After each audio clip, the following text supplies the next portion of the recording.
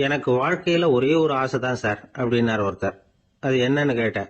ஆசைகளை ஒழிச்சுடணுங்கிறது தான் என்னோட ஆசை அப்படின்னார்.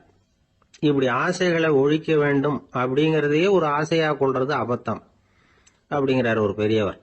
இது மாதிரி ஆசைகளை ஒழிக்க ஆசைப்பட்டா அந்த நோக்கம் நிறைவேறாதான். அந்த முயற்சியால புதுசா சில துன்பங்கள் தான் சேருமா. அதுல புதுசா ஒரு ஆசை தலை தூக்கும் அப்படிங்கிறார் அவர். ஆசைகளை தானா விழ வச்சுடலாம். அதுக்கு வழி என்ன தெரியுமா?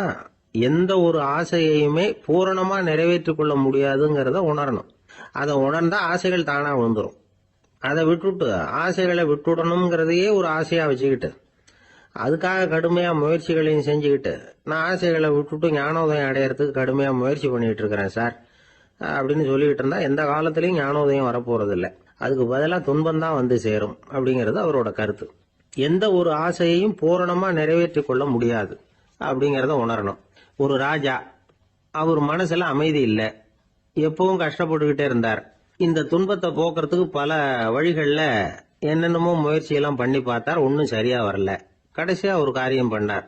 அதாவது ஒரு வேதாந்தியை தேடிட்டு போனார். அவரை பார்த்து கேட்டார், ஐயா, என்னுடைய துன்பங்கள்ல இருந்து நான் விடுபடணும், அதுக்கு சுலபமா ஏதாவது ஒரு வழி இருந்தா சொல்லுங்களேன் அப்படின்னு கேட்டுக்கிட்டார்.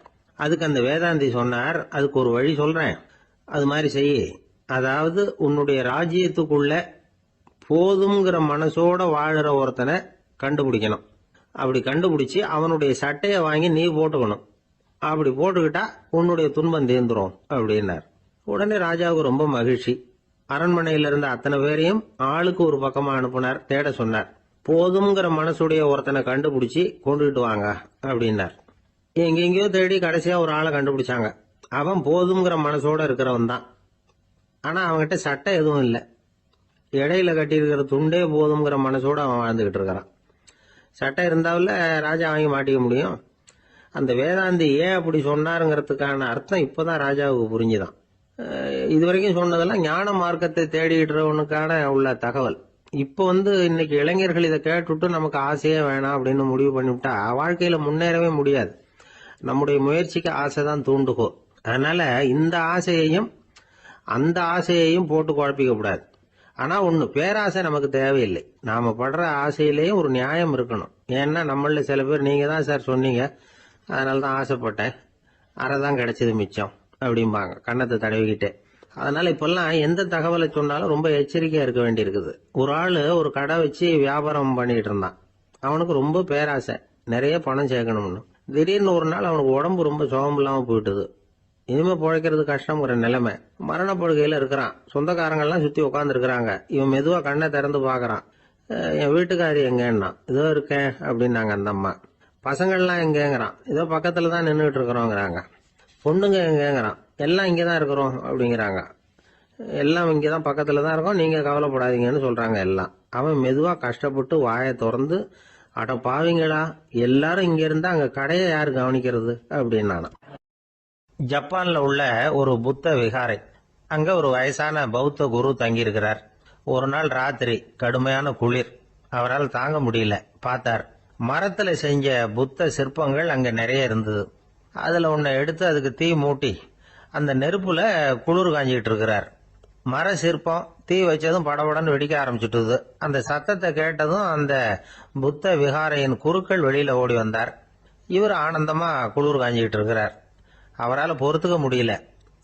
தெருவில் தெரிஞ்சுக்கிட்டு இருந்த அந்த பெரியவரை இங்க தங்க அனுமதிச்சதே அவரு தான். இவர் இப்படி பண்றாருன்னு நினைச்சுக்கிட்டே அவரை கோபமா பார்த்தார். ஏன் இப்படி கோபமா பாக்குறீங்க, இப்படி உட்காருங்க அப்படிங்கிறாரு இவர். அவருக்கு இன்னமும் கோபம் வந்துட்டுது. எங்கள் கடவுளை எரிச்சுட்டீங்களே அப்படின்னு சத்தம் போட்டாராம்.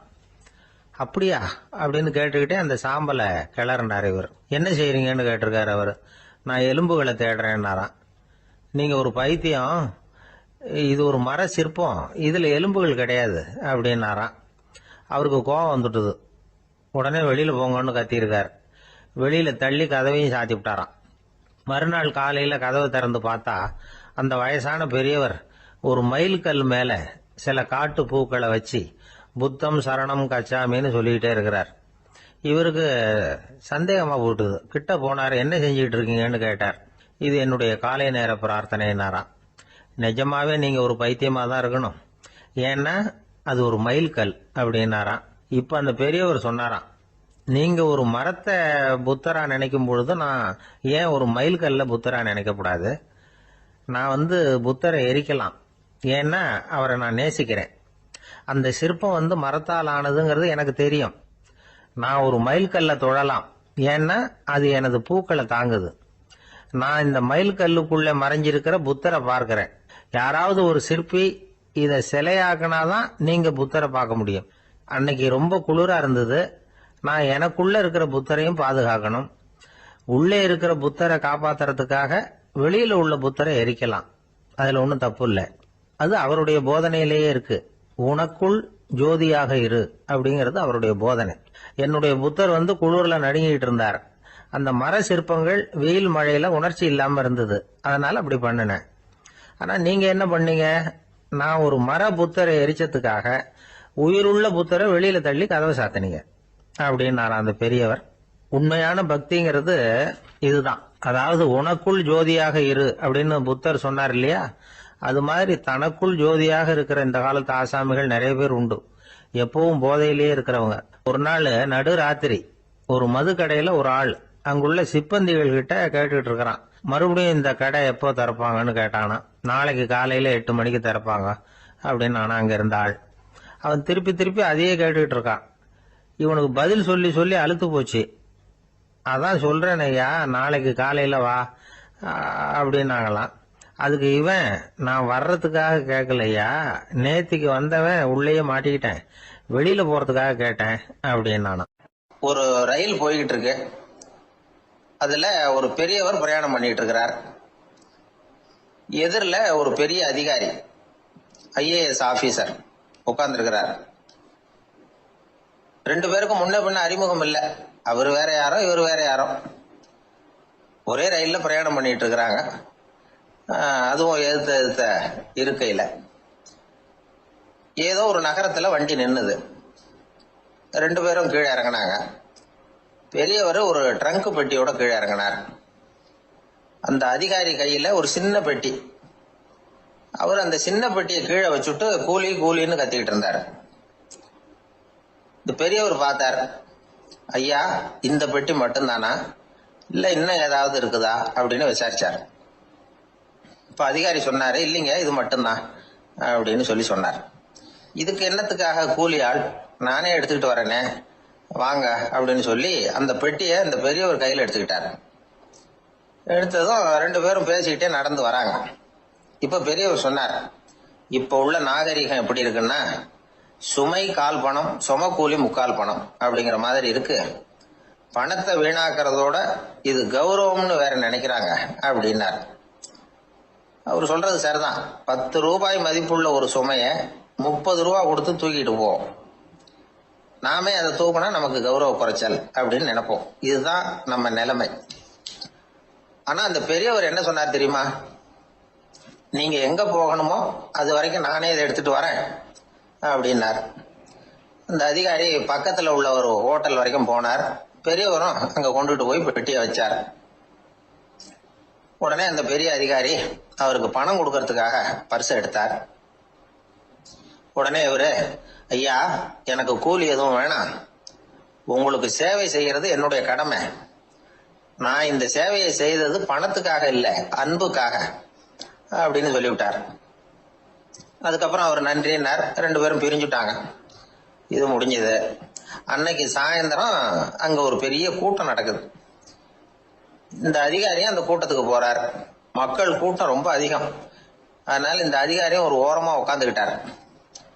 அப்புறம் கொஞ்ச நேரத்துல இந்த முக்கிய விருந்தினர் பேசுறதுக்காக வரார் மேடைக்கு.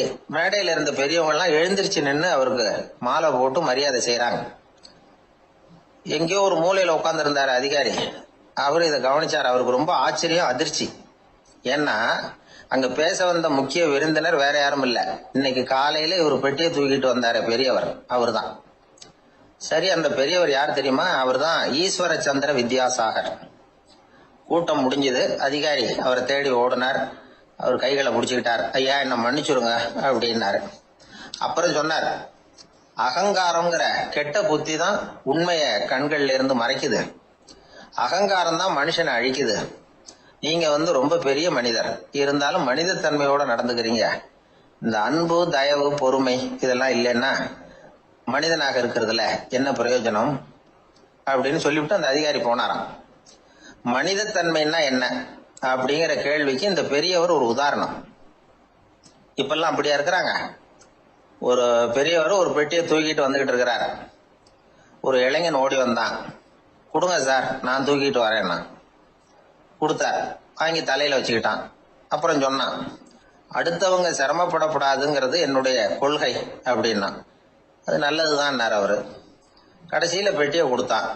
வாங்கிட்டு பர்ஸை திறந்தார் பணம் கொடுக்கறதுக்காக. வேணாங்க அப்படின்னு விட்டான் அந்த இளைஞன்.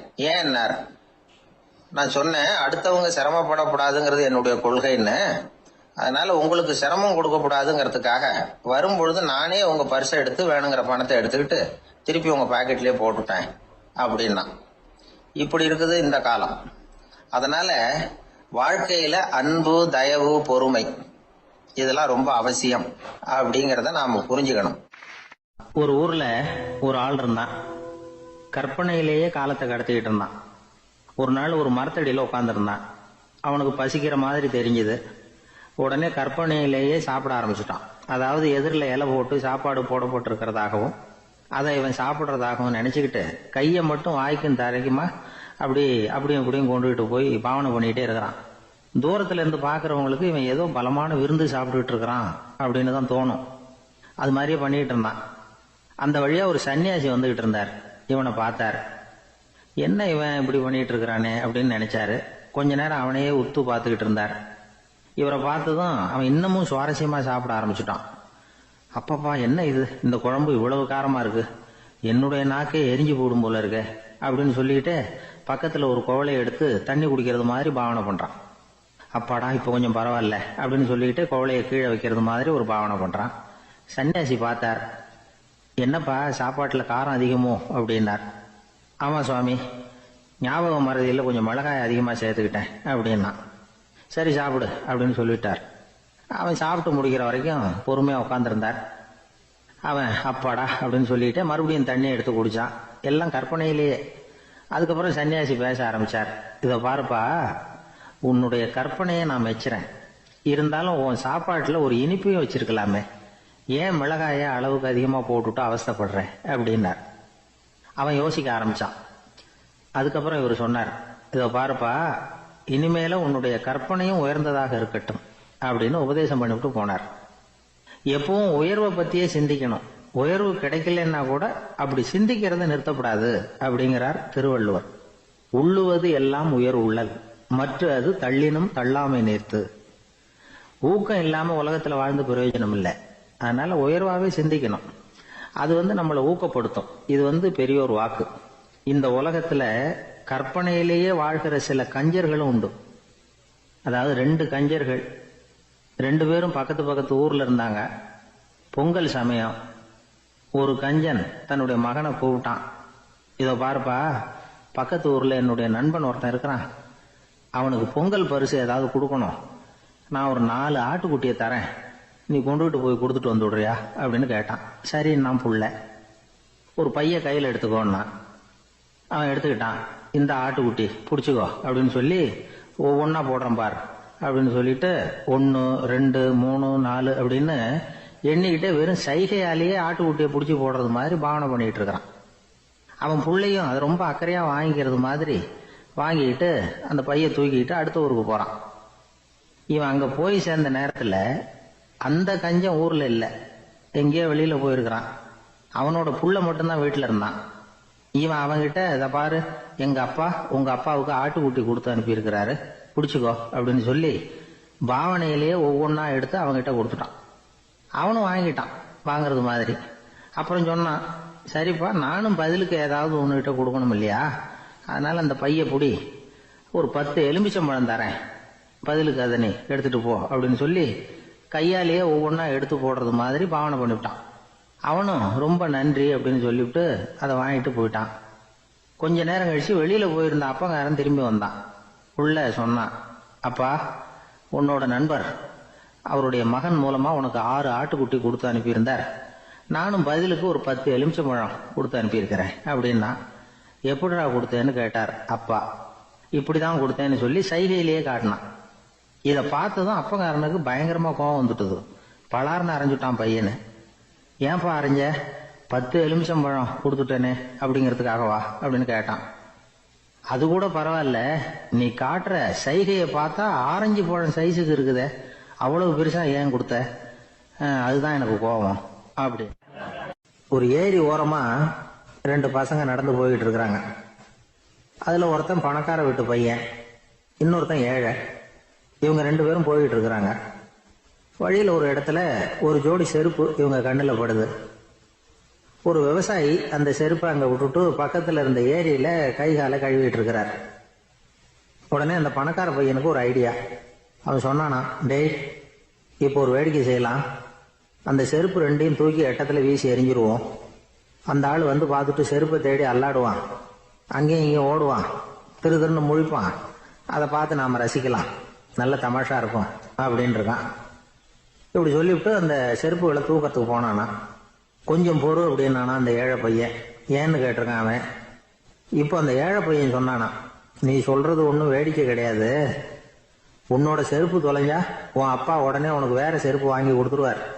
ஆனா அந்த ஆளுக்கு இந்த செருப்பு தொலைஞ்சதுன்னா வேற புதுசா வாங்கறதுக்கு வாயையும் வயத்தையும் கட்டி பணத்தை சேர்க்க வேண்டியிருக்கும். அதனால நான் ஒரு வேடிக்கை சொல்றேன், அது மாதிரி செய், அது இன்னமும் தமாஷா இருக்கும் அப்படின்னானா. எப்படி அது சொல்லுன்னு இருக்கான் அவன்.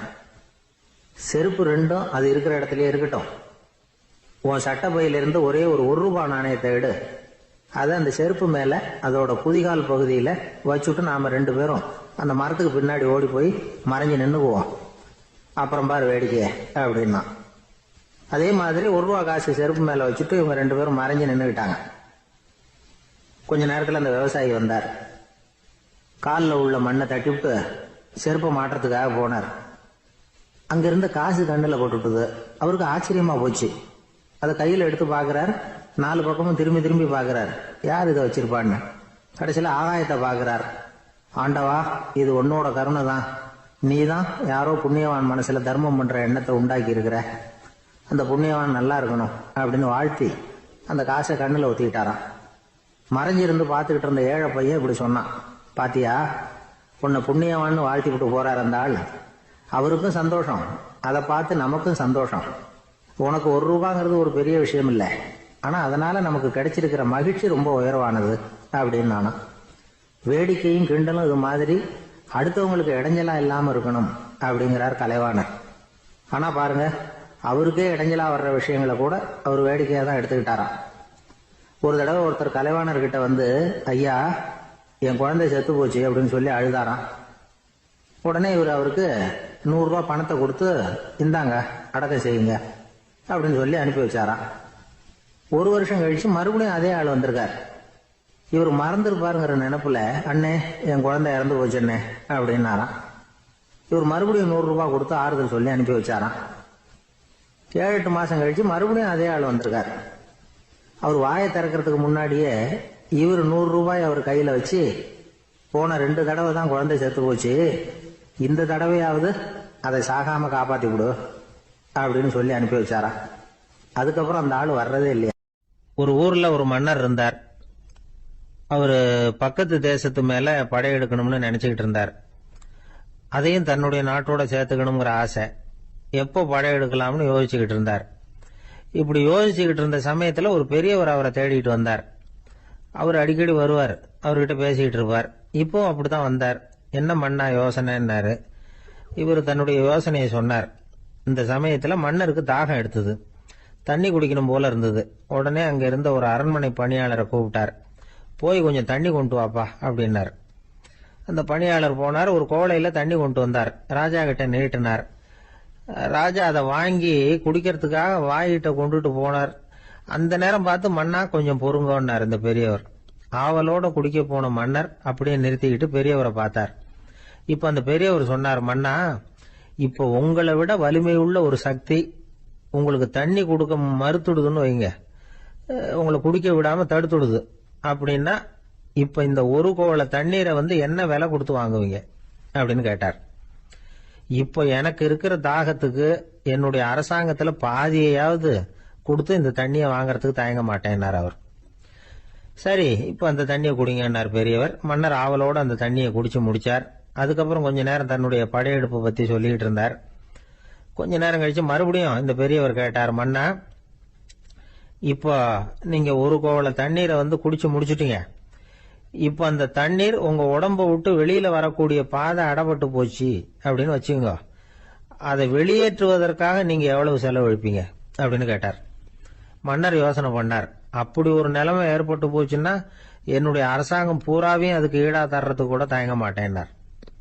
இப்ப அந்த பெரியவர் சொன்னார், எந்த அரசாங்கத்தின் மதிப்பு ஒரு கோவள தண்ணீர் அளவுக்கு கூட இல்லையோ அந்த அரசாங்கத்தை அடையணுங்கிற பேராசையில மனிதர்கள் தங்களுடைய சகோதரர்கள் கூடவே சண்டை போட்டுக்கிறாங்களே, அதுல ஏதாவது அர்த்தம் இருக்குதா அப்படின்னாராம். மன்னருக்கு இப்பதான் அர்த்தம் புரிஞ்சுதான். மனசுல தெளிவு உண்டாச்சு. தன் மனசுக்குள்ள உண்டான வெறிய விரட்டி அடிச்சு விட்டார். அதுக்கப்புறம் நிம்மதியா ஆட்சி புரிஞ்சார். இப்படி ஒரு கதை. உயிருக்கு என்ன விலை கொஞ்சம் யோசனை பண்ணி பாருங்க. ஆனா அது இப்ப எவ்வளவு மலிவா போயிட்டுது, அதையும் யோசனை பண்ணி பாருங்களேன். ஆசை பேராசையா மாறுது, அப்புறம் அது வெறியா ஆகுது, அதுக்கப்புறம் பைத்தியம் பிடிக்குது. இந்த காலத்து மனிதர்களுக்கு 2 விதமான பைத்தியம் பிடிச்சிருக்கிறதாக ஒரு பெரியவர் சொல்றார். ஒன்னு பணம், இன்னொன்னு அதிகாரம். இதெல்லாம் எவ்வளவு காலத்துக்கு நீடிக்கும்? ஒரு சர்வாதிகார நாட்டுல 3 பேர் ஜெயில இருட்டு அறையில பேசிக்கிட்டு இருக்கிறாங்க. நீ எப்படி இந்த ஜெயிலுக்கு வந்த அப்படின்னு ஒருத்தர் கேட்டாராம். இந்த நாட்டு ராஜாவை ஆதரிச்சு நான் பிரச்சாரம் பண்ணினேன், அதனால கூட்டத்துல தகராறு வந்துட்டுது, கலவரமா போச்சு, அதுக்கு நான் தான் காரணம்னு அரெஸ்ட் பண்ணி இங்க கொண்டாந்து போட்டாங்க அப்படின்னாராம் அவரு. சரி, நீ எப்படி இங்க வந்த அப்படின்னு இன்னொருத்தரை பார்த்து கேட்டிருக்கார். நான் இந்த நாட்டு ராஜாவை எதிர்த்து பிரச்சாரம் பண்ணேன், அதனால கலவரம், அரெஸ்ட் பண்ணி கொண்டாந்து போட்டாங்கன்னார். சரிப்பா, நீ எப்படி அங்க வந்த அப்படின்னு 3வது ஆளை பார்த்து இவங்க கேட்டாங்களாம். இதுக்கு அந்த ஆள் மெதுவா வெளிச்சத்துக்கு நான் தான் இந்த நாட்டு ராஜா அப்படின்னா. தான் மட்டும் வாழ்ந்தா போதும் அப்படின்னு நினைக்கிறவங்க உண்டு. தானும் வாழணும், அடுத்தவங்களும் வாழணும் அப்படின்னு நினைக்கிறவங்களும் உண்டு. முதல்ல சொன்ன வகையை சேர்ந்த மனிதர்கள் எப்படி தெரியுமா? எப்படியாவது தான் மட்டும் வாழ்ந்தால் போதுங்கிற நினைப்பு தான் எப்பவும் அவங்களுக்கு இருக்கும். தங்களுடைய வளர்ச்சிக்கு எது தடையா இருந்தாலும் சரி, யார் தடையா இருந்தாலும் சரி, அதை அழிச்சுட்டு தான் மறுவேலை பார்ப்பாங்க. அவங்க எல்லாம் பாவ காரியங்களுக்கு தயங்குறதே இல்லை. அப்படிப்பட்ட வாழ்க்கை அவங்களுக்கே இடைஞ்சல அமைஞ்சு விடுறது உண்டு. அதை விளக்கறதுக்கு ஒரு கதையும் உண்டு. ஒரு ஊர்ல அப்படிப்பட்ட ஆள் ஒருத்தன் இருந்திருக்கான். நிறைய பாவங்களை செஞ்சவன். அதன் காரணமா நரகப்படுகொழியில விழுந்துட்டான். நரகப்படுகொழிங்கிறது ஒரு பெரிய கிணறு மாதிரி. ஏற்கனவே பாவம் செஞ்சவங்க நிறைய பேர் அதுல விழுந்து கிடக்குறாங்க. உள்ள ஏகப்பட்ட சத்தம், எல்லாம் அந்த பாவாத்மாக்கள் போடுற சத்தம். இப்போ விழுந்தானே இவனும் சத்தம் போட்டான். இவன் போடுற சத்தம் கொஞ்சம் அதிகமா கேட்டுது. இந்த கிணத்துக்கு பக்கத்துல புத்தர் உட்கார்ந்துருக்கிறார். அவர் காதுல இவன் போடுற சத்தம் விழுந்தது. உடனே அந்த கிணத்தடிக்கு போனார். குனிஞ்சு பார்த்தார். சாமி, என்னை காப்பாத்துங்க அப்படின்னு கத்தனான் இவன். புத்தர் அவனை கொஞ்சம் கவனிச்சு பார்த்தார். மனித சமுதாயத்துக்கு அவன் என்னென்ன கெடுதல் பண்ணியிருக்கிறாங்கிற விவரம் எல்லாம் அவர் மனக்கண்ணுல தெரிஞ்சது. அவருக்கு எல்லாம் புரிஞ்சு போச்சு. இருந்தாலும் அவனை காப்பாத்துறதுக்கு ஏதாவது வழி உண்டா அப்படின்னு யோசிச்சார். அவன் தன்னுடைய வாழ்நாள்ல ஏதாவது நல்லது செஞ்சிருக்கானா அப்படின்னு பார்த்தார். ஒரே ஒரு சமயம் அவன் தன்னுடைய காலடியில மிதிபட இருந்த சிலந்தியை மிதிக்காமல் தாண்டி போயிருக்கிறான். இந்த ஒரு காரியத்துக்காக அவனை கரையேற்ற முடியுமா அப்படின்னு நினைச்சார். அவ்வளவுதான். உடனே அவர் கையில ஒரு சிலந்தி உட்கார்ந்துதான். அதுகிட்ட இருந்து நூல் இழை வெளிவர ஆரம்பிச்சது. அந்த நூல் இழை கிணற்று ஆழம் வரைக்கும் அப்படியே நீண்டுகிட்டே போச்சான். புத்தர் பார்த்தார். இந்த நூலை குடிச்சுக்கிட்டு மேலே ஏறி வா அப்படின்னார். என்னங்க சொல்றீங்க, இந்த சிலந்தி நூல் என்ன தாங்குமான்னு கத்தனான். எல்லாம் தாங்கும், அதை பிடிச்சுக்கிட்டு ஏறி வா அப்படின்னார். சந்தேகத்தோடவே அவன் அந்த நூல் இழைய பிடிச்சி இழுத்து பார்த்தா ரொம்ப வலுவா இருந்தது. அவனுக்கு ஆச்சரியம். அதை பிடிச்சிக்கிட்டே மெதுவா மேல ஏறி வர ஆரம்பிச்சுட்டான். பாதி தூரம் ஏறி வந்திருப்பான். அப்ப அவன் காலுக்கு கீழே ஏதோ சத்தம். என்னன்னு குனிஞ்சு பாக்குறான். கீழே கிடந்தவங்க சில பேரும் அந்த நூலை பிடிச்சி மேல வந்துகிட்டு இருக்கிறாங்க. இவனுக்கு கோபம் வந்துட்டுது.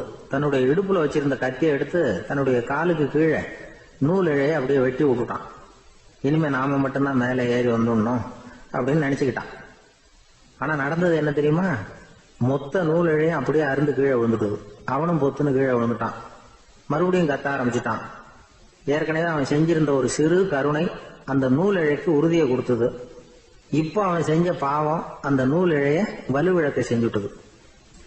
அடுத்தவங்களும் வாழணுங்கிற எண்ணம் அவனுக்கு இருந்திருந்தா இப்ப அவனும் கரையேறி வந்திருப்பான், மற்றவங்களும் சௌக்கியமா வந்து சேர்ந்திருப்பாங்க. அதனால நாமும் வாழணும், அடுத்தவங்களும் வாழணும் அப்படின்னு நினைக்கிறவன் வாழ்க்கையில சீக்கிரம் முன்னுக்கு வந்துருவான். ஒருத்தன் ஒரு டாக்டர் கிட்ட போனான், மருந்து வாங்கினான், வாங்கி கொண்டாந்து பேசாம வச்சுட்டான், சாப்பிடல. அப்புறம் எதுக்காகப்பா போய் அவர்கிட்ட மருந்து வாங்கினேன் அப்படின்னு கேட்டாங்க. டாக்டர் வாழணும் இல்லையா, அதனாலதான் அப்படின்னா. அவர் கொடுத்த மருந்து நீ ஏன் சாப்பிடல அப்புறம் அப்படின்னு கேட்டாங்க. நான் வாழணும் இல்லையா, அதுக்காக தான் அப்படின்னா.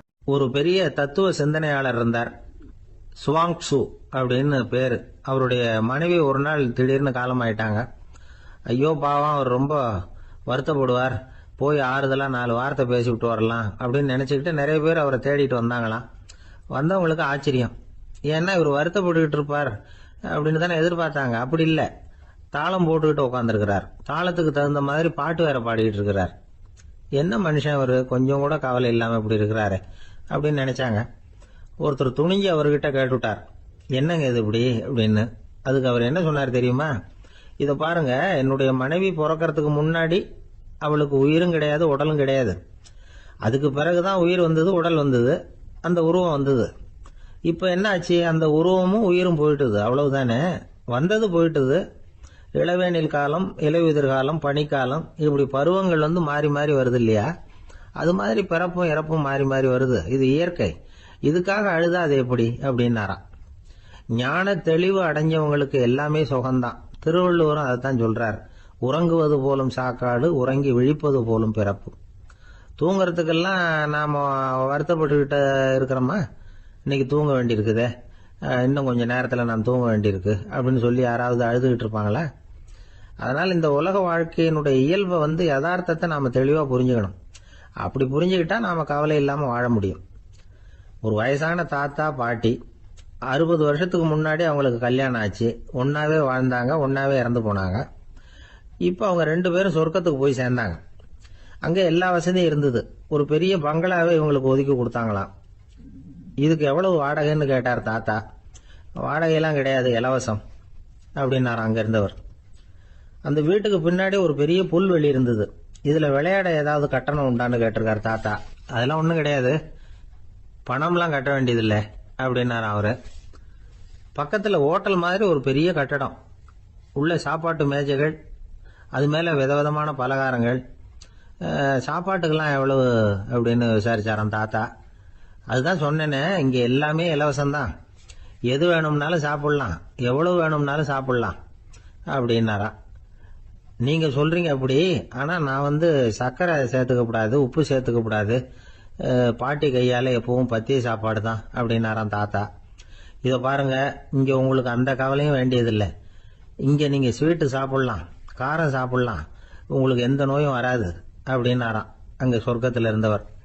இதை கேட்ட உடனே அந்த தாத்தா பக்கத்துல நின்ன பாட்டியை பார்த்து கத்தினாராம், அடி பாவி, எல்லாத்தையும் கெடுத்துட்டிய, நீ எனக்கு பத்திய சாப்பாடு போடாம கண்டதை திங்க விட்டுருந்தா 10 வருஷத்துக்கு முன்னாடியே நான் இங்க வந்து சேர்ந்திருப்பேனே அப்படின்னாராம்.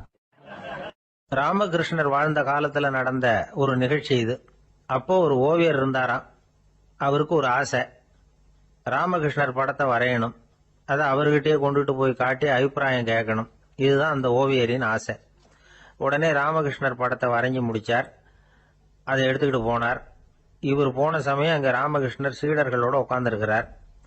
விவேகானந்தர் அங்க இருக்கிறார். இந்த ஓவியர் கொண்டுகிட்டு போய் தான் வரைந்த ஓவியத்தை அவர்கிட்ட காட்டினார். ராமகிருஷ்ண பரமஹம்சரின் ஓவியத்தை ராமகிருஷ்ணர்கிட்டயே காட்டுறார். ராமகிருஷ்ணர் என்ன பண்ணார் தெரியுமா? அந்த படத்தை பார்த்தார். உடனே அது காலை தொட்டார். குருதேவருடைய இந்த செயல் சீடர்களுக்கு ரொம்ப வியப்பை உண்டு பண்ணிச்சு. சில பேர் மனசுக்குள்ளேயே ரொம்ப குழம்பி போக ஆரம்பிச்சுட்டாங்க, என்ன இப்படி பண்றாருன்னு. என்ன இது அவரோட படம், அவரே அவரோட படத்தின் காலை தொடுறார் அப்படின்னு யோசிச்சாங்க. சில பேர் ஒன்றும் புரியாம ஒருத்தர் பார்த்து சிரிச்சுக்கிட்டாங்க. அந்த இடத்துல சீடர்கள் மட்டும் இல்ல, சீடர் அல்லாத பல பேர் இருந்தாங்க. தன்னுடைய காலை தானே தொடர இவருடைய செயல் பற்றி என்ன நினைக்கிறது அப்படின்னு அவங்களும் குழம்பி போய் நிக்கிறாங்க. அந்த படத்தை வரைஞ்சி அவர்கிட்ட காட்டின அந்த ஓவியருக்கும் அதிர்ச்சி. இருந்தாலும் அவர் சீடர் கிடையாது, அதனால கொஞ்சம் துணிச்சலை வர வச்சுக்கிட்டு கேட்டார், என்னங்க இது, என்னால என்னுடைய கண்களையே நம்ப முடியல, இது உங்க சொந்த உருவப்படம், நீங்க உங்க சொந்த கால்களையே தொடுறீங்க, இது எங்களுக்கு கொஞ்சம் சங்கடமா இருக்குதே அப்படின்னார். ராமகிருஷ்ணரின் கண்கள்ல ஆனந்த கண்ணீர் வழிஞ்சுதான். அவர் சொன்னாராம், இது என்னோட படம்ங்கிறது எனக்கு தெரியும், ஆனா இது என்னோட படம்ங்கிறதுனால நான் இதோட காலை தொடல. நீ என்னுடைய சமாதி நிலைய இந்த படத்துல படம் பிடிச்சு காட்டியிருக்கிற, அதனால அதோட காலை தொடறேன். சமாதி நிலையில யார் இருந்தாலும், அது என்னுடைய படமா இருந்தாலும் சரி அல்லது வேற யாருடைய படமா இருந்தாலும் சரி, படம் யாருதுங்கிறது முக்கியம் இல்லை. இதுல எது முக்கியம்னா அது தன்னை உணர்ந்த ஒரு உணர்நிலையின் படம். அப்படி இருக்கிறப்போ அதோட காலை நான் தொடணும். அதுக்கு நீங்க எல்லாரும் ஏன் சங்கடப்படுறீங்கன்னு எனக்கு தெரியல அப்படின்னாராம். இப்பதான் அங்க இருந்த சீடர்களுக்கும் மற்றவங்களுக்கும் விவரம் புரிஞ்சுதான். இதுக்கு முன்னாடி யாரும் செய்யாததை இவர் செஞ்சிருக்கிறார், ஆனா அவருடைய காரணம் ரொம்ப நியாயமானது அப்படிங்கறத உணர்ந்தாங்களாம். இதுவரைக்கும் ஆன்மீகத்துல சமாதி நிலை, அதாவது தன்னை உணர்ந்த நிலை பற்றி புரிஞ்சுக்கிட்டோம். இல்லறத்துல ஏற்படக்கூடிய சமாதி நிலை பற்றி உங்களுக்கு தெரியுமா? ஒரு அம்மா டாக்டர் கிட்ட வந்து சொன்னாங்களாம், டாக்டர், என் வீட்டுக்காரருக்கு உடம்புல ஏதோ கோளாறுன்னு நினைக்கிறேன். நான் எவ்வளவு நேரம் பேசினாலும் காதுல விழாத மாதிரி உட்கார்ந்துருக்கிறார் அப்படின்னு ஆகலாம். அதுக்கு அந்த டாக்டர் சொன்னாராம், அம்மா, அது உடம்பு கோளாறு இல்ல, அது ஒரு பெரிய திறமை. கடற்கரை ஓரமா ஒரு பெரியவர் கையால மணலை கீறிக்கிட்டே உட்கார்ந்துருக்கிறார். என்னத்தையும் தேடிட்டு இருக்கிறது மாதிரி தெரிஞ்சது. மெதுவா கிட்டத்துல போய் என்னத்தை தேடிட்டு இருக்கிறீங்க அப்படின்னு கேட்டோம். அவரு சாவகாசமா நிமிர்ந்து பார்த்து நிம்மதியை தேடிட்டு இருக்கிறேன்னார். நாங்க ஒரு மாதிரி ஆயிட்டோம். இருந்தாலும் சமாளிச்சுக்கிட்டு, சார், மணல்ல வந்து கிழிஞ்சல் தான் கிடைக்கும், நிம்மதி கிடைக்காது அப்படின்னோம். சரி, இன்னைக்கு வசமா நம்ம கிட்ட ஒரு ஆள் மாட்டிக்கிட்டார் அப்படின்னு நினைச்சு அவர் பக்கமா போய் உட்காந்துக்கிட்டு கதை சொல்ல ஆரம்பிச்சிட்டோம். ஒரு பெரிய மன்னர் இருந்தார். அவருக்கு எல்லா வசதியும் இருந்தது. இருந்தாலும் ஒரே ஒரு குறை. அது என்னன்னா நிம்மதி இல்லைங்கிற குறை. அரண்மனையில தினமும் கலை நிகழ்ச்சி, நாட்டியம் எல்லாம் நடந்துகிட்டு தான் இருந்தது. இருந்தாலும் நிம்மதி இல்லை. சரி, நிம்மதி எங்க கிடைக்கும் அப்படின்னு தேட ஆரம்பிச்சார். உடனே அதுக்கான முயற்சிகள்ல தீவிரமா இறங்கினார். நாட்டுல உள்ள தத்துவ மேதைகளை எல்லாம் கூப்பிட்டுட்டு வர சொன்னார். எல்லாரும் வந்து சேர்ந்தாங்க. அவங்கள பார்த்து நிம்மதி எங்க இருக்குது அப்படின்னு விசாரிச்சார். அவங்களுக்கு அது தெரிஞ்சா ஏன் இப்படி ராஜா முன்னாடி வந்து நின்றுட்டு இருக்க போறாங்க?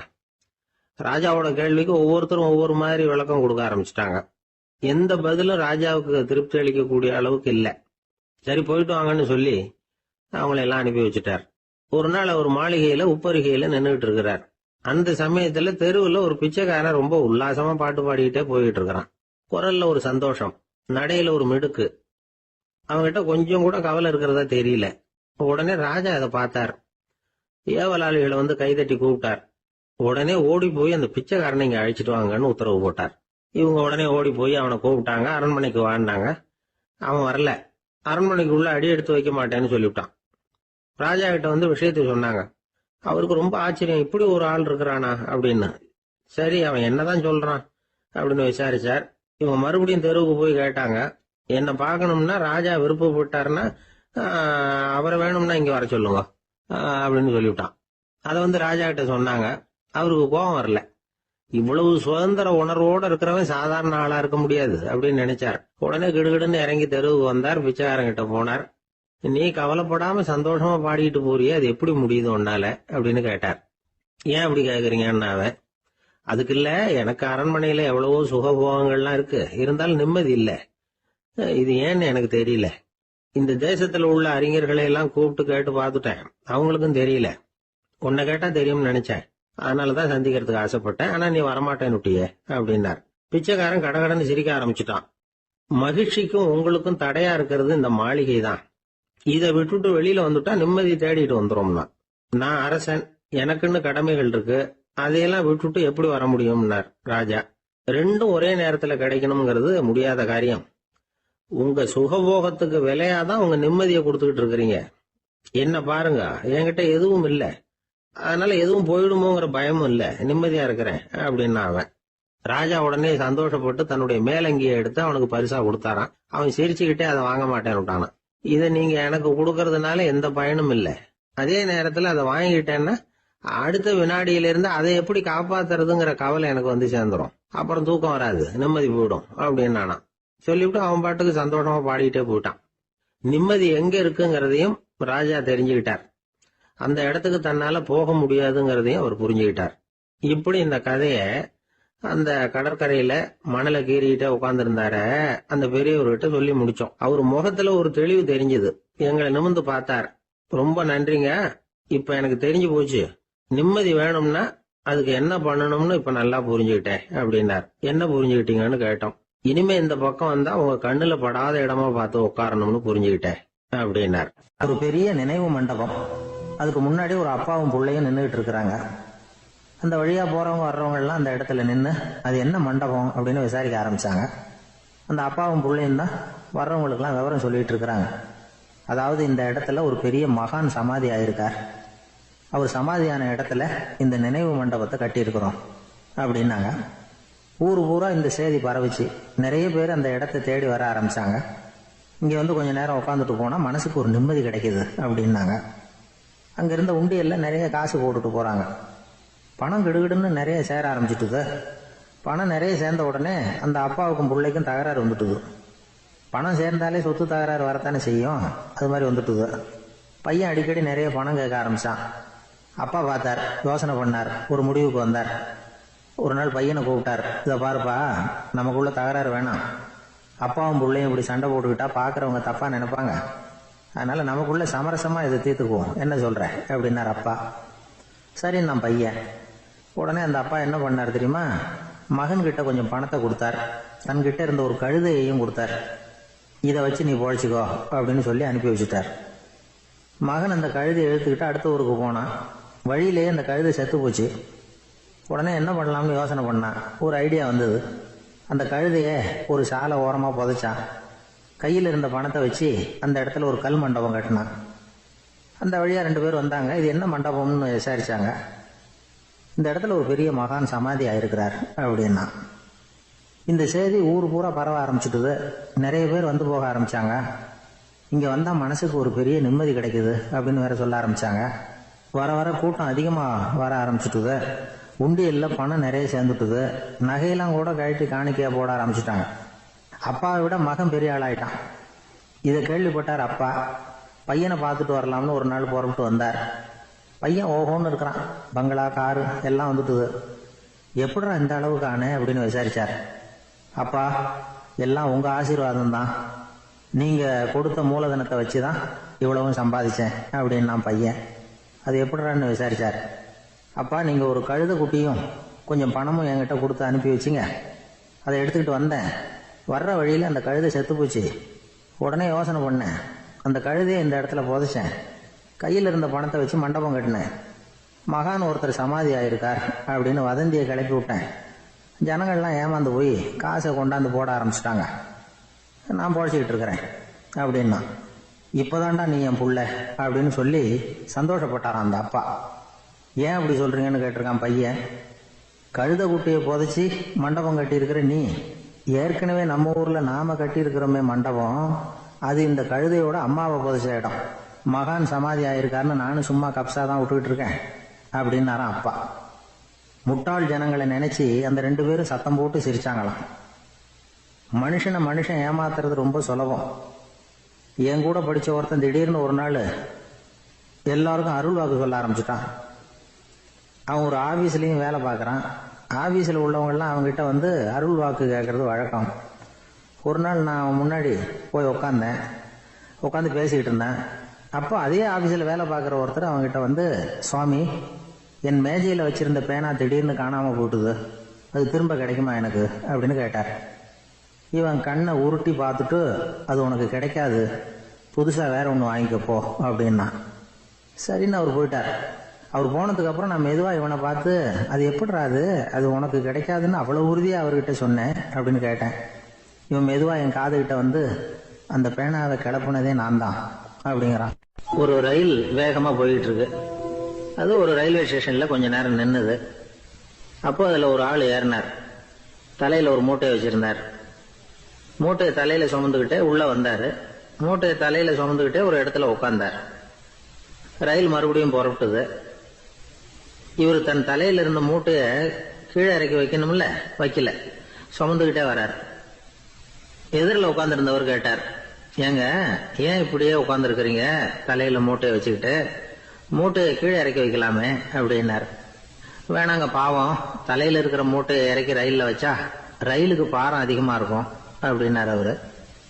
இப்படி ஒரு ஆளை பார்த்தா நமக்கு சிரிப்பு தான் வரும். ஏன்னா ரயில்ங்கிறது அந்த மூட்டையையும் சேர்த்து சுமந்துக்கிட்டு தான் போகுது. அவன் அந்த மூட்டையை தலையில வச்சிருந்தாலும் ஒண்ணுதான், தரையில வச்சிருந்தாலும் ஒண்ணுதான். அதனால ரயிலுக்கு எந்த மாற்றமும் ஏற்பட போறதில்ல. அதே மாதிரி தான் நம்ம மனமும். இதுவும் ஒரு தேவையில்லாத சுமை, அனாவசியமா சுமந்துகிட்டு இருக்கிறோம். இத கீழே இறக்கி வச்சுட்டா வாழ்க்கை பிரயாணம் சுகமா இருக்கும். ரயில் பிரயாணம் பண்ற அந்த ஆள் மூட்டையை சுமக்கிறான், வாழ்க்கை பிரயாணம் பண்ற நாம மனசை சுமக்கிறோம். இது ரெண்டுக்கும் எந்த வித்தியாசமும் இல்லை. மனசை கீழே இறக்கி வச்சுட்டா பாரம் இல்லாமல் வாழலாம், பறவைகள் மாதிரி பறக்கலாம், குழந்தைகள் மாதிரி கள்ளங்கபடம் இல்லாம வாழலாம். இந்த வெளி உலகத்துல நாம நிலை பெற்று இருக்கணும், வேரூன்றி இருக்கணும். அதே சமயம் நம்முடைய உள்வெளியில ஆன்மீக வாழ்க்கையில பாரம் இல்லாம இருக்கணும். அப்போ பறக்கணும், நதியை போல ஓடணும், மிதக்கணும். பயணம் சுகமா இருக்கும், களைப்பு தெரியாது, கவலை தெரியாது. ஒரு சீடன் போதி தர்மரை நாடி வந்தான். குருவே, நீங்கள் என்ன வெறுமையாக இருக்க சொன்னீங்க, நான் இப்ப மறுபடியும் வெறுமையானவன் ஆகிட்டேன், அதனால இப்ப என்ன செய்ய சொல்றீங்க என்ன அப்படின்னு சொல்லி நின்னான். உடனே அந்த குரு பக்கத்துல இருந்த ஒரு குச்சியை எடுத்து அவன் தலையில அடிச்சு, போய் அந்த வெற்றுத்தன்மையையும் வீசி எறிந்து விட்டு வா அப்படின்னார். நான் இப்போ காலியா இருக்கிறேன்னு ஒருத்தன் சொல்றான்னு வச்சுங்க, அது உண்மை இல்லை. ஏன்னா இன்னமும் அதுல நான்கிற எண்ணம் இருக்குது. எந்த சிந்தனையும் இல்லாம இருக்கிறது கடினம் தான். ஆனாலும் மனிதன் அதுல உள்ள நுட்பத்தை புரிஞ்சுக்கிட்டான்னா இவ்வளவு தூரம் தூக்கி சுமந்துக்கிட்டு வந்த அந்த மனதின் முட்டாள்தனத்தை அவனே பார்த்துட்டு சிரிப்பான். இதுதான் பெரியவங்க சொல்லியிருக்கிற ஆலோசனை. நம்மால் ஒருத்தன் தலையில ஒரு பெரிய மூங்கில் கூடையோட ரயில்ல உட்கார்ந்தான். கூடை தலையில இருந்தது, கீழே இறக்கி வைக்கல. எதிரில் இருந்தவர் கேட்டார், ஏங்க எதுக்காக அதை அனாவசியமா சுமந்துகிட்டே இருக்கீங்க, கீழே இறக்கி வைங்களேன்னார். இல்லைங்க, நான் வீட்டை விட்டு புறப்படும் பொழுதே என் பையன் சொல்லிவிட்டான் கூடைய தலையை விட்டு இறக்கக்கூடாதுன்னு அப்படின்னார். அவன் சின்ன பையன், விவரம் இல்லாம சொல்லியிருப்பான். இப்ப என்ன நேரில் வந்தா பாத்துக்கிட்டு இருக்கிறான், நீங்க இறக்கி வைங்கன்னார் அவர். அவன் நேரில் பாத்துக்கிட்டு இல்ல, இருந்தாலும் நான் இந்த கூடையை கீழே இறக்கி வச்சா அது அவனுக்கு தெரிஞ்சிரும் அப்படின்னாரு இவரு. அது எப்படின்னாரு அவர். அவன் தனக்கு டிக்கெட் வாங்க வேணாம்னு சொல்லி இப்ப இந்த கூடைக்குள்ளதான் உட்கார்ந்துருக்கிறான் அப்படின்னு. நம்மள மாதிரி ஒரு ஆசாமி அவன் நம்மள மாதிரியே கற்பனை பண்ணான். அதாவது நாம தான் இந்த உலகத்துல ரொம்பவும் கஷ்டப்படுறோம், மத்தவங்க எல்லாம் சந்தோஷமா இருக்கிறாங்க அப்படின்னு அவன் நினைச்சுக்கிட்டான். அவன் ஒரு நாள் கடவுளை வேண்டிக்கிட்டானா, சுவாமி, இந்த உலகத்துல எவ்வளவோ பேர் இருக்கிறாங்க, ஒவ்வொருத்தருக்கும் ஒவ்வொரு விதமான கஷ்டம் இருக்கலாம், ஒத்துக்கிறேன். இருந்தாலும் எனக்கு அது கொஞ்சம் அதிகமா இருக்கிறது மாதிரி தெரியுது. அதனால நீங்க எனக்காக ஒரு சின்ன உதவி செஞ்சா போதும்.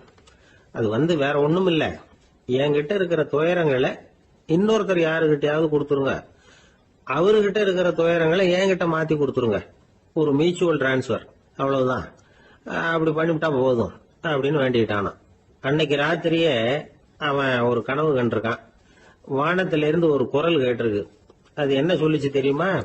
ஏ ஜனங்களே, எல்லாரும் அவங்க கஷ்டங்களை ஒரு பையில போட்டு எடுத்துக்குங்க. அப்படி எடுத்துக்கிட்டு நேரா இந்த ஊர் எல்லையில இருக்கிற கோயிலுக்கு சேருங்க அப்படின்னு அந்த குரல். ஆஹா, கடவுள் நம்ம பிரார்த்தனைக்கு செவி சாய்ச்சுட்டார் அப்படின்னு சந்தோஷப்பட்டான் இவன். உடனே என்ன பண்ணா, தன்கிட்ட இருந்த கஷ்டத்தையெல்லாம் ஒரு சாக்கு பையில போட்டு எடுத்துக்கிட்டான். வீட்டை விட்டு வெளியில வந்தான். தெருவுல இறங்கி நடக்கிறான். அங்க பார்த்தா ஏகப்பட்ட பேர் ஆளுக்கு ஒரு பைய தூக்கிக்கிட்டு கோயிலுக்கு போயிட்டு இருக்கிறாங்க. சில பேர் மூட்டையா கட்டி தலையில சுமந்துக்கிட்டு போயிட்டு இருக்கிறாங்க. இவன் பார்த்தான். இவனுக்கு ரொம்ப ஆச்சரியமா இருந்தது. ஏன்னா எல்லாரும் வச்சிருக்கிற பை இவன் பைய விட பெருசா இருந்தது.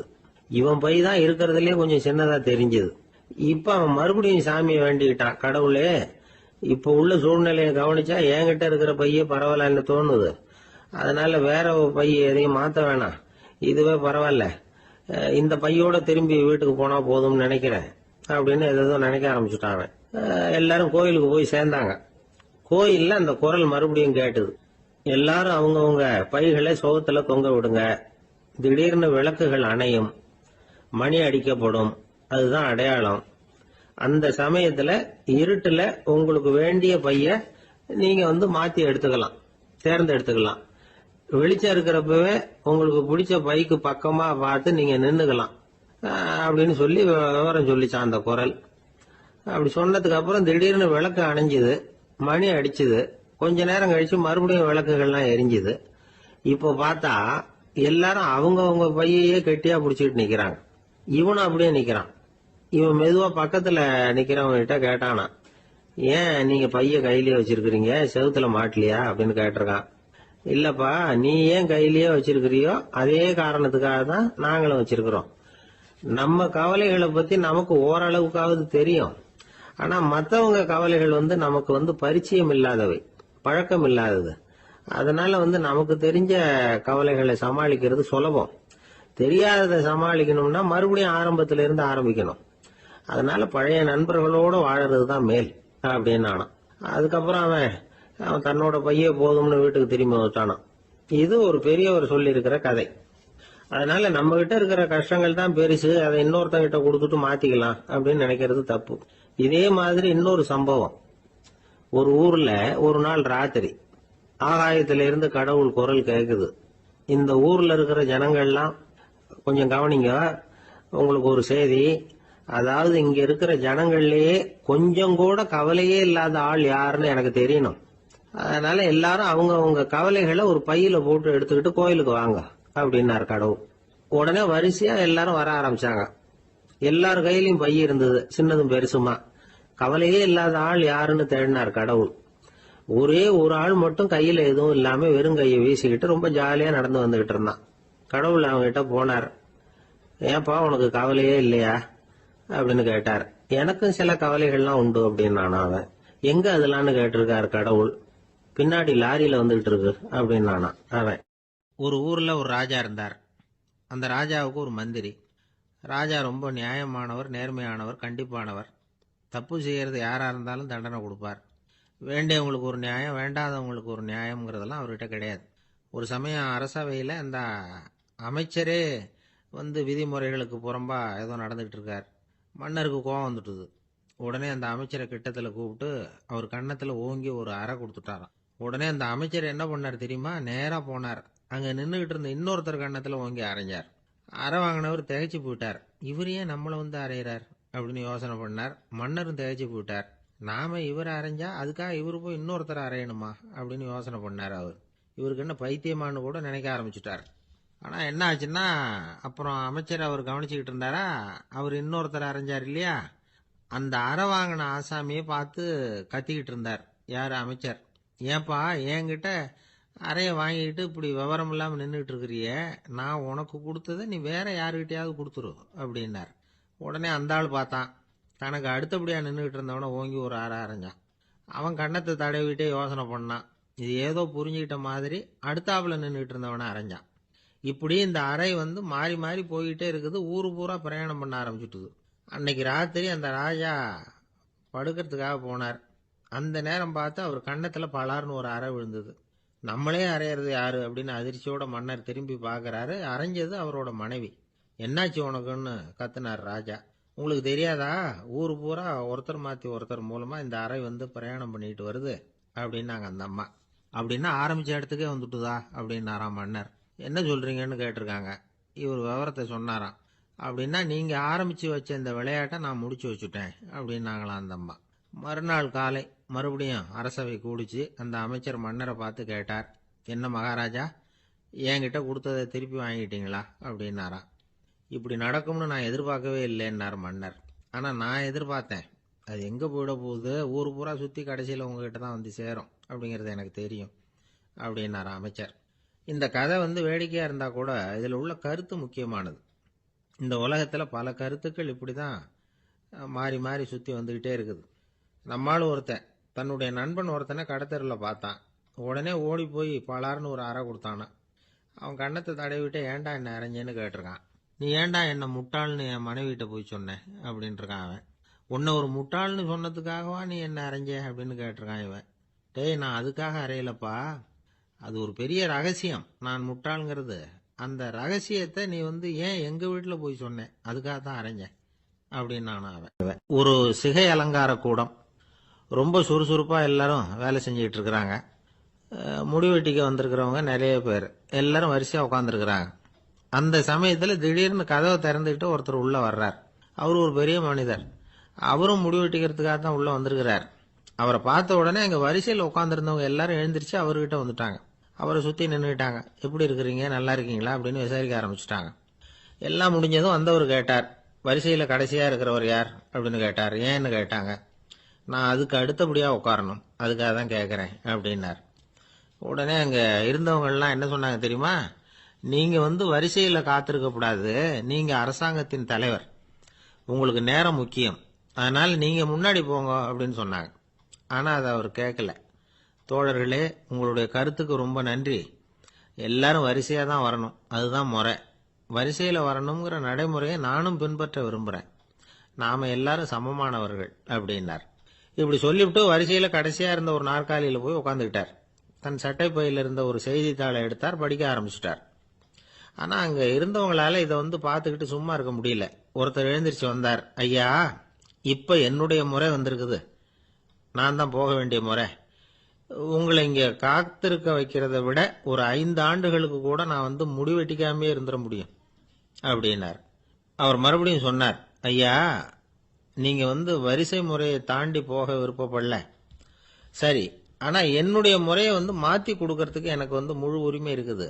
இதுக்கு பதிலா உங்களுடைய கடைசி இடத்தை நான் எடுத்துக்கிறேன், இதை நீங்க மறுக்க முடியாதுன்னார். அங்க இருந்த மற்றவங்களும் இதை ஒரு மனசா வற்புறுத்த ஆரம்பிச்சிட்டாங்க.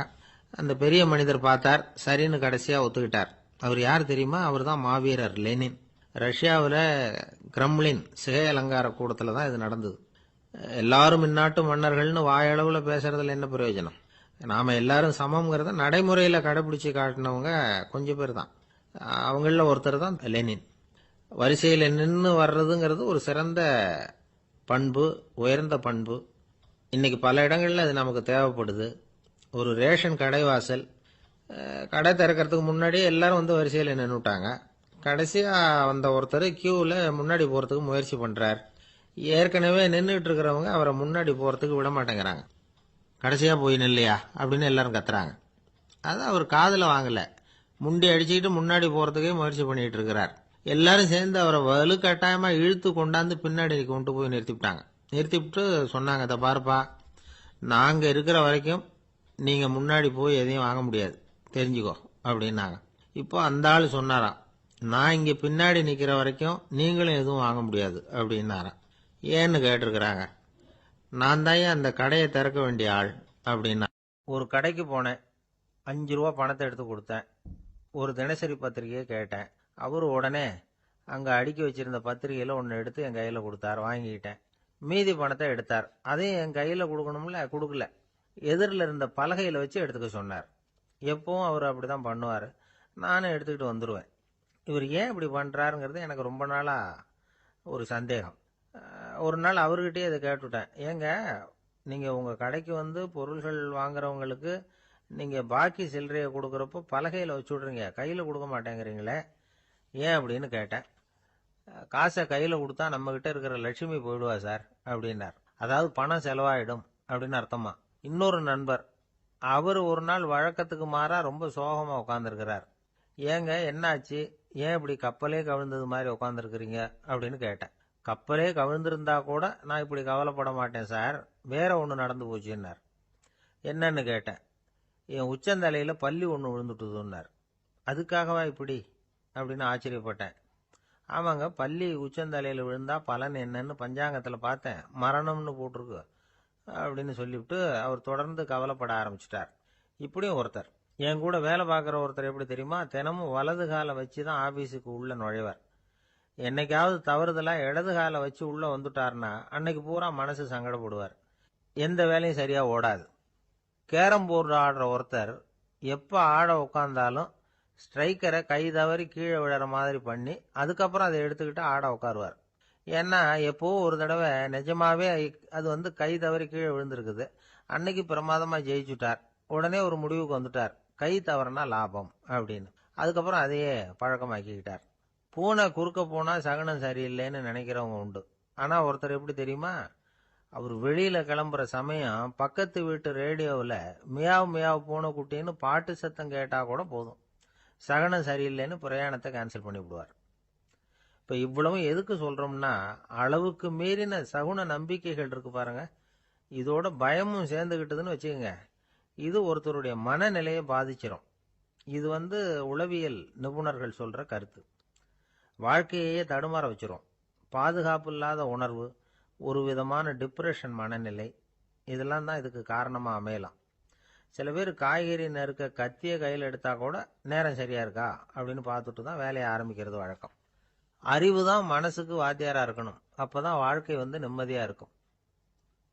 அறிவு மனசு சொல்றபடியெல்லாம் கேட்க ஆரம்பிச்சுட்டுதுன்னா இடைஞ்சல் தான். ஒருத்தருக்கு 7ஆம் நம்பர் தான் ராசியான நம்பராம். 7ஆம் தேதி தான் எந்த காரியத்தையும் ஆரம்பிப்பாராம். 7 எழுத்து வர்றது மாதிரி பேரை மாத்தி வச்சுக்கிட்டார். 7 மணிக்கு தான் தினமும் எழுந்திருப்பார். 7ஆம் நம்பர் வீட்டில் தான் குடியிருக்கார். கல்யாணம் கூட 7ஆம் தேதி தான் பண்ணிக்கிட்டார். அவர் ஒரு நாள் குதிரை பந்தயத்துக்கு போனாராம். குதிரையோட பேரையெல்லாம் பார்த்தார். ஒரு குதிரையோட பேர் 7 எழுத்துல அமைஞ்சிருந்தது. 7 தானே இவருக்கு அதிர்ஷ்ட நம்பர்.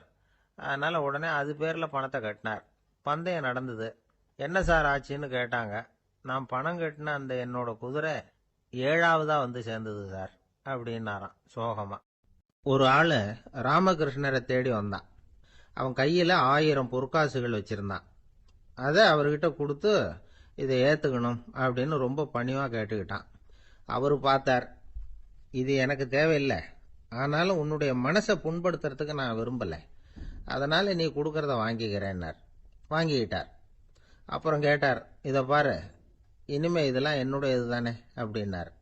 ஆமா, அதெல்லாம் நான் உங்களுக்கே கொடுத்துட்டேன். அவன், சரி, இப்ப நீ எனக்காக ஒரு காரியம் பண்ணணும்னார். என்ன செய்யணும் சொல்லுங்கன்னா, இந்த நாணயங்களை எல்லாம் எடுத்துக்கிட்டு போய் கங்கை நதியில எரிஞ்சுட்டு வா அப்படின்னார். இவனுக்கு அதிர்ச்சியா போச்சு. என்ன பண்றது, இனிமே அது முடியாதுன்னு சொல்ல முடியாது. ஏன்னா அந்த நாணயங்களை எல்லாம் அவருக்கே கொடுத்துட்டான். இனிமே அதெல்லாம் இவனுடையது இல்லை. பேசாம அவ்வளவையும் அள்ளிக்கிட்டு ஆத்தங்கரைக்கு போனான். போனவன் ரொம்ப நேரம் திரும்பியே வரல. ராமகிருஷ்ணருக்கு சந்தேகம், என்ன ஆச்சு அந்த மனுஷனுக்கு, காசுகளோட அந்த கங்கையில குதிச்சுட்டானா, போகும்பொழுதே ஒரு மாதிரியா தான் போனான், போய் என்னன்னு பார்த்துட்டு வாங்க அப்படின்னார். அங்க இருந்த ஒருத்தர் ஓடி போய் பார்த்தார். அவர் போய் பார்க்கும் பொழுது அவன் அங்கேயே இருந்தான். அதுக்கப்புறம் அவர் திரும்பி வந்தார். விவரத்தை சொன்னார்.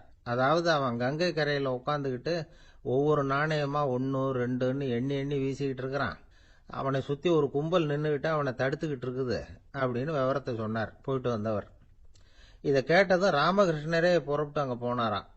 என்ன இப்படி பண்ணிட்டு இருக்கிற, நான் உன்னை அந்த நாணயங்களை கங்கையில வீசி எறிய சொன்னேன், நீ ஏன் அதை எண்ணிக்கிட்டு இருக்கிற அப்படின்னார். பழக்கம்தான் காரணம், நான் ஒவ்வொரு நாளும் ஒவ்வொன்றா சேமிச்சு வச்சேன். இன்னைக்கு என்கிட்ட நிறைய இருக்குது, உங்களுக்கு ஒரு 1000 நாணயங்களை கொடுக்கணுங்கிறது என்னோட ஆசை அப்படின்னா. இப்ப ராமகிருஷ்ணர் சொன்னார், ஒரே நேரத்துல எல்லாத்தையும் சம்பாதிச்சிருந்தா நீ எண்றது பொருத்தமா இருக்கும். எல்லாத்தையும் இழக்கும் போது ஒவ்வொன்றா எண்ணிக்கிட்டு இழக்கிறதுங்கிறது சரியான செயல் இல்லை. அதனால ஒரே தடவையா எல்லாத்தையும் தூக்கி எறிஞ்சிடும் அப்படின்னார். இது இழப்பது அப்படிங்கிற ஒரு உயர்ந்த நிலை. இதை நாம யதார்த்த வாழ்க்கையில சம்பந்தப்படுத்தி பார்த்து குழப்பிக்கிட்டு இருக்கக்கூடாது. இழக்கிறேன்னு சொல்லிக்கிட்டு இருக்கிற காசையெல்லாம் ஆத்துலையும் குளத்துலையும் கொண்டு போய் எரிஞ்சுட்டு வாங்க அப்படின்னு உபதேசம் பண்றதாக யாரும் நினைச்சிடக்கூடாது. இதுல நாம புரிஞ்சுக்க வேண்டியது என்னன்னா, எதையாவது ஒன்ன இன்னொருத்தருக்கு கொடுக்கணும் அப்படின்னு விருப்பப்பட்டா அதை மனப்பூர்வமா கொடுத்துடணும். கொடுத்துட்டு அதையே நினைச்சிட்டு இருக்க கூடாது. நம்மால் ஒருத்தர் ஒரு 100 ரூபாய் நோட்டை தன்னுடைய நண்பர் ஒருத்தர்கிட்ட கொடுத்து, இது உனக்கு தான் வச்சுக்கோ அப்படின்னார். அவரு பார்த்தார், இது இனிமே எனக்கு தானே சொந்தம் அப்படின்னார். ஆமான்னார் அவர். அப்படின்னா எனக்காக நீ ஒரு உதவி செய்யணும்னார். சொல்லுங்க செய்யறேன்னார் அவர். இந்த 100 ரூபாய் நோட்டை தீ வச்சு கொளுத்தி விடுனார். இவர் அதிர்ச்சியாகி அவரை பார்த்தார். இப்ப அவரு சொன்னார், நீ எனக்கு அன்பா கொடுத்தது இது, இந்த நோட்டு கள்ள நோட்டுங்கிறது எனக்கு முன்னாடியே தெரியும், சீக்கிரம் கொளுத்தி விடு, அதுதான் நம்ம 2 பேருக்குமே நல்லது அப்படின்னாராம் அவர். ஒரு நண்பர் இருக்கார். எப்ப பார்த்தாலும் கையில ஒரு புத்தகம் இருக்கும். புத்தகம் இல்லாம எங்கேயும் புறப்பட மாட்டார். எதுக்காக இப்படி எடுத்துட்டு போறீங்க அப்படின்னு கேட்டா, எனக்கு இது ஒரு நல்ல நண்பன் மாதிரி, இந்த காலத்துல எங்க போனாலும் காத்திருக்க வேண்டியிருக்கு, அது மாதிரி சமயத்துல நான் நண்பன் கூட பேசிக்கிட்டு இருப்பேன் அப்படிம்பாரான். ஒருத்தர் ஒரு பெரிய அரச பதவியில் இருந்தார். அவர் பதவியிலிருந்து இறங்க வேண்டிய சூழ்நிலை. அரசு கொடுத்திருந்த வீட்டை விட்டுட்டு வெளியில வர்றார். வரும்பொழுது 2 கையிலையும் 2 பெட்டி எடுத்துக்கிட்டு வந்தாராம். சார், உங்களுடைய உடைமைகள் அப்படின்னு கேட்கறாங்க அங்க இருந்த ஊழியர்கள். இவர் தன்னுடைய கையில் இருக்கிற பெட்டியை காட்டி இதுதான் என்னுடைய சொத்து அப்படின்னாராம். ஒரு பெட்டியில் அவருடைய உடைகள், இன்னொரு பெட்டியில் அவர் விரும்பி படிக்கிற புத்தகங்கள், அவ்வளவுதான். இதுதான் இருந்துதான். புத்தகம் படிக்கிறது மனசுக்கு நல்லதுங்கிறது நமக்கு தெரியும். புத்தக வாசிப்பு உடம்புக்கும் நல்லதுங்கிறாங்க. அது நமக்கு ஆச்சரியமா தான் இருக்குது. ஒரு நபர் ஒரு வருஷத்துல சராசரியா 2000 பக்கங்களை படிச்சிருக்கணுமா, யுனெஸ்கோ பரிந்துரை. ஆனா நம்ம நாட்டில் நாம சராசரியா படிக்கிறது 32 பக்கங்கள், அவ்வளவுதான். இவ்வளவுக்கு நம்ம நாட்டில் 6000த்துக்கும் மேற்பட்ட நாளேடுகள், 2000த்துக்கும் மேற்பட்ட இதழ்கள், மலர்கள், இவ்வளவு இருந்தும் சரியா வரல. இந்த உலகத்துல முதல் நூலகம் எங்க எப்ப ஆரம்பமாச்சு தெரியுமா? கிமு 2500 ஆண்டுல அது ஆரம்பமாயிருக்குது. பாபிலோனியாவில் அமில் அணு அப்படிங்கிற அரசன் தான் நூலகத்தை உருவாக்கி இருக்கிறான். அப்பெல்லாம் தாள் கிடையாது, களிமண் தான். களிமண் பலகைகளில் எழுதி அதை தொகுத்து அப்படியே நூலாக்கி அதை நூலகத்தில் வச்சிருப்பாங்களாம். அரசருடைய நூலகத்தில் 1000த்துக்கும் மேற்பட்ட நூல்கள் இருந்ததாக வரலாற்று குறிப்பு இருக்குது. அது மட்டும் இல்லை, அந்த நூலகத்தில் பொருள் வாரியா, அதாவது சப்ஜெக்ட் வாரியா புத்தகங்களை வகைப்படுத்தி வச்சிருந்தாங்களாம். அதில் மிச்சம் இருந்த ஒரு 25 களிமண் பலகை புத்தகங்கள் இன்னைக்கும் பிரிட்டிஷ் அருங்காட்சியகத்தில் இருக்குதான். அச்சு தாள் இதெல்லாம் ஏற்பட்டதுக்கு அப்புறம் அமைக்கப்பட்டது தான் பிரான்சில் இருக்கக்கூடிய பாரிஸ் நூலகம். 1480 பிரெஞ்சு மன்னர் 11ஆம் லூயி இந்த நூலகத்தை அமைச்சாராம். ஆனால் அப்பெல்லாம் அரசர்கள் மட்டும்தான் நூலகத்தை பயன்படுத்த முடியுமா. அதுக்கப்புறம் 17ஆம் நூற்றாண்டில் இந்த முறை மாறி பொதுமக்கள் அங்கே போகலாம், படிக்கலாம் அப்படிங்கிற நிலைமை வந்துதான். போட்லியன் நூலகம் அப்படின்னு அதுக்கு பேர், பாரிஸ் நகரத்தில் இருக்கு. அங்கதான் நூல்களின் பட்டியல் தயாரிப்பு பணி ஆரம்பமாச்சு. கல்வி வளர்ச்சியையும் நூலகத்தையும் இணைச்சவர் நெப்போலியன் போனபார்ட். முன்பணம் செலுத்தி புத்தகத்தை படிக்கிற முறையையும் அவர் தான் கொண்டுட்டு வந்தாராம். மக்கள்கிட்ட வசூலிக்கிற வரியின் ஒரு பகுதியை நூலகத்துக்கு பயன்படுத்தினவரும் அவர் தானா. நெப்போலியன் நூலகத்தில் உலகத்தில் உள்ள எல்லா மொழி நூல்களும் இருக்குதான். அங்கே ஒரு தமிழ் நூலும் இருந்திருக்குது. அது என்னன்னா கம்பராமாயணம். சோவியத் யூனியனுக்கு படையெடுத்து போனப்போ அங்கிருந்து லட்சக்கணக்கான புத்தகங்களை இந்த பனிச்சறுக்கு வாகனங்கள் இருக்குல்ல, அதில் கொண்டுகிட்டு வந்ததாக வரலாறு. அடுத்தபடியாக குறிப்பிட்டு சொல்லத்தக்க நூலகம் எதுன்னா பிரிட்டிஷ் நூலகம். மிக பழைய கையெழுத்து பிரதியெல்லாம் கூட அங்கே இருக்குது. 1753 ஆரம்பமாச்சு. அதில் உள்ள நூல்களை வரிசையாக அடுக்கினா 180 கிலோமீட்டர் நீளத்துக்கு வருமா. மிகப்பெரிய நூலகம் அமெரிக்க தலைநகர் வாஷிங்டன்ல இருக்குதான். இந்தியாவை பொறுத்த வரைக்கும் பெரிய பழைய நூலகம் எதுன்னா கல்கத்தா நூலகம். எல்லா இந்திய மொழி நூல்களும் இங்கே உண்டு. மகாகவி பாரதியார் நடத்தின இந்தியாங்கிற இதழின் எல்லா பிரதிகளும் அங்கே பாதுகாப்பாக இருக்குது. படிக்கும் பழக்கம் இங்கே வளர வேண்டியிருக்குது. ஒருத்தர்கிட்ட ஒரு புஸ்தகத்தை கொடுத்து விமர்சனம் எழுத சொல்லியிருந்தாங்க. கொஞ்ச நாள் கழிச்சு அவரை போய் பார்த்து, என்னங்க புஸ்தகத்தை படித்து பார்த்தீங்களா